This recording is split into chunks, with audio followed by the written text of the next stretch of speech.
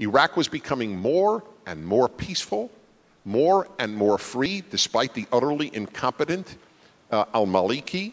Nevertheless, the deaths of our soldiers were meaningful, and he took our people out, rendering their deaths unmeaningful. I don't know how he could face the parent of anyone who died in that combat. It makes me cry. It really does. But I won't cry in front of you because it'll seem hyper.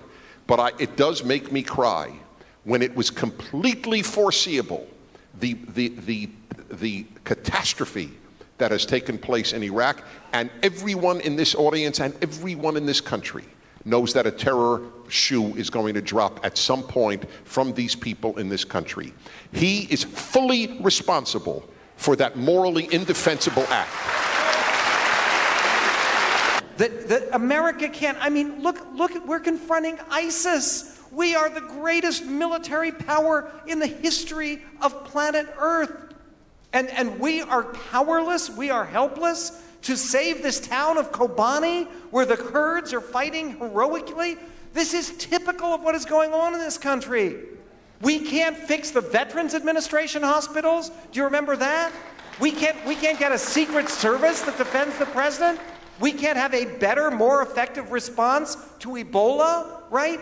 Not all of this. It is the general sense that Americans have that everything is breaking down. You want to know why the stock market goes down 260 points and then up 300 points and down 400? Because people have no idea, no sense that there is any direction in this country, that anyone is in charge, that anyone has a plan. And there's an overwhelming feeling that the President of the United States doesn't care. And I wonder, I really do, and this is the time that America's going to have to make its mind up, and this is the question we have to put on the table. Is America ever going to win another war?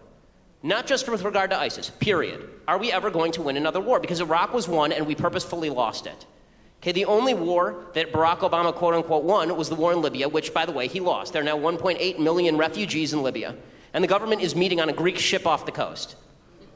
Okay, the reality is that this is, and it's not just this administration. This is why I really want to get beyond it's just Obama's terrible. He is. He's terrible in every way. But this country elected him twice by a pretty solid margin both times. Okay, so the problem is with the country. It's not just with President Obama. Pavlich. We've got the midterm elections. I checked the calendar before we came out here. It's 16 days away. And I'm sure we got a lot of registered voters here. I'm sure that's true. People in America feel like they're less safe now than they were before 9/11, and it's probably because they are less safe. And we can talk about the military aspects of things. My first step for the president would be to listen to his military commanders who have all said publicly this is not going to work. The mortality rate in Afghanistan for U.S. troops under Barack Obama, which no one ever talks about, and it's an atrocity. 72% of the troops who have been killed in Afghanistan since the war started have been killed since 2009 under Barack Obama's watch. And you ask why, and the maiming and the men and women who are getting their limbs blown off has gone up by something like 250% since 2009. And the reason for that goes back to this idea of political correctness. They're not allowed to take out the guy who's planting the IED because he might just be a civilian they need to take care of, and they're going to worry about what that looks like. That all starts back here at home, and we recently saw this with what happened in Oklahoma. So you have the federal government, Homeland Security, and the FBI releasing a memo saying, be on the lookout for lone wolf ISIS attacks, or lone wolf attacks in general, right? A guy goes into his workplace in Oklahoma and beheads a woman while he's screaming about Islam and kills her.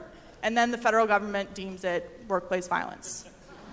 So on the one hand, 5 days before this happens, they're telling us to look out for lone wolf attacks. It happens, and then all of a sudden it's workplace violence. As far as naming Ebola czar, who cares? This is the same thing that we got in the aftermath of the Veterans Administration. Oh, it's got to be the head guy, and if he steps down, that'll fix everything. No, it won't. We have a massive bureaucracy. And it's not just one guy at the head of the bureaucracy who sucks at his job. It's generally the entire bureaucracy that kind of sucks at their job. The one thing that they could be doing and should be doing, and obviously are not doing, is stopping the travel from West Africa. Why is this so difficult? Yeah, the one amazing thing about Ron Klain is he was the guy in charge of the hanging chads. He managed, really, he managed for the Gore campaign the entire Battle of Florida and he did so well with that. Of course, he's exactly the guy you want handling Ebola. Here is what is so telling about this, and it really is telling a appointment.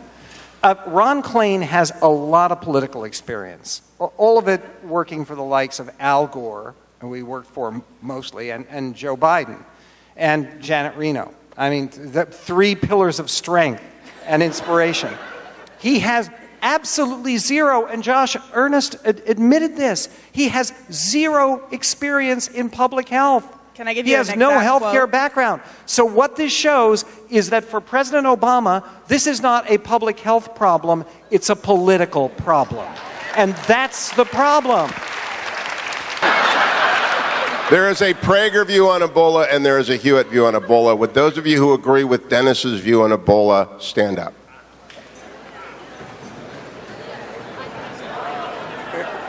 Wow. Wow. Why didn't you all 80%? 80%. All right. Second, last time I'm going to do this to you. Those of you, and please be honest about this because I think this is the great unreported story. Those of you who follow and care passionately about the Common Core debate, would you stand up? Common Core. Hello, hello. Those of you who are sick of standing up, would you please sit down? All right.